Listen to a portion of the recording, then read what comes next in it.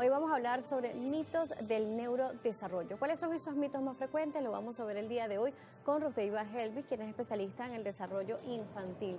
Gracias por acompañarnos, bienvenida. Gracias a ti, Danielita, por la invitación y súper importante toda esta aclaratoria para desmitificar estos hechos que muchas veces circundan el neurodesarrollo y no solamente eso, sino que despiertan muchísima angustia en los padres. Por supuesto, vamos a empezar hablando sobre un tema bastante polémico y se trata de la vacunación. Sí. Sabemos que en el mundo hay movimientos antivacuna. En nuestro país creo que tenemos un poco más la cultura de vacunar. Sin embargo, por esas personas que tienen dudas si la vacunación puede causar autismo, vamos a ver si esto es una realidad o si realmente es un mito.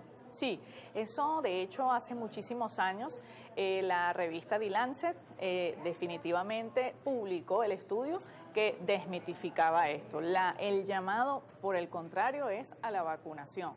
No tiene lo que ha sucedido y lo que nosotros percibimos es que los padres tienen esta visión de que los signos de alarma del niño, la falla del contacto visual, el no responder al llamado, el dejar de hacer o decir algunas cositas como en el hito del desarrollo, decir adiós, pedir la bendición, todo esto como que hay justamente se cumple en ese momento en que tocan algunas vacunas y entonces, claro, tienes el momento de los 15 meses cuando estos signos del trastorno del espectro autista son más visibles y casualmente, qué sé yo, unas 2 semanas antes lo vacunaste. Entonces, asocian muchísimo este periodo y la verdad es que la ciencia y múltiples estudios ya han indicado que esto no es así.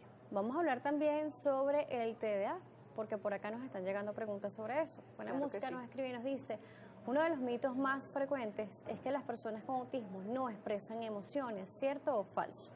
Sí lo han dicho muchísimo y realmente más que expresar posiblemente se trata de la comunicación que tiene el niño, ¿no? De esa atención conjunta de poder comentar entre varias personas una sensación, pero realmente con el tiempo se ha estudiado que con la intervención de la psicología conductual, que también ayuda a la destreza social, el niño ya puede aprender dentro de un grupo a cómo comportarse. De manera que posiblemente antes había como un poquito más de aislamiento, pero desde el momento en que ya estas alternativas porque esto es una intervención definitivamente, la parte clínica, lo que hace el psicólogo del desarrollo de la destreza social ayuda a que el niño use socialmente el lenguaje, porque después que aprenden a hablar, ya aprendió a hablar, pero es que no usa el lenguaje de manera social, entonces no importa que aprenda a hablar, lo importante es que cómo sepa él comunicar sus malestares y todo esto que implica la escolaridad.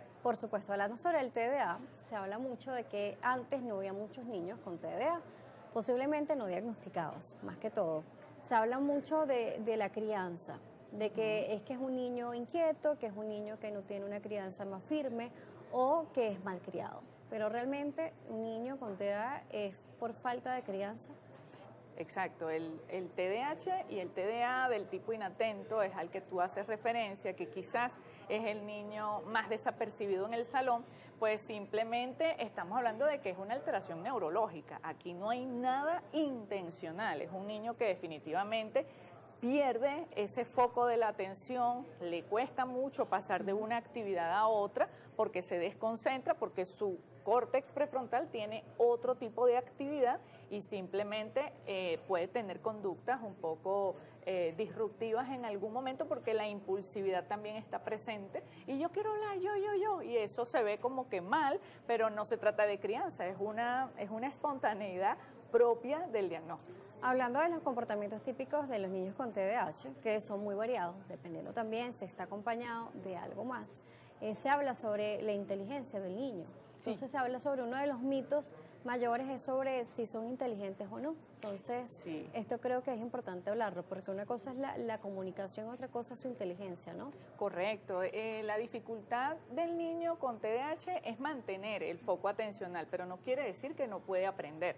¿Por qué? Porque incluso mientras se mueve capta más información. Quizás manipular la información que acaba de aprender y decírtela, que es la memoria de trabajo, es la que está un poco más comprometida. Pero se ha inclusive hecho estudios donde hay niños que tienen un coeficiente superior en cuanto a evaluaciones de la parte de la inteligencia por parte de los psicólogos y se ha notado que tienen grandísimas fortalezas, así que no tiene que ver que tú no atiendas con que no seas inteligente. Por supuesto, además, los de ser inquietos depende también, así que no todos van a ser inquietos. Y antes de irnos a la pausa, hablemos sobre otro mito, que si los niños con TDAH todos van a ser agresivos.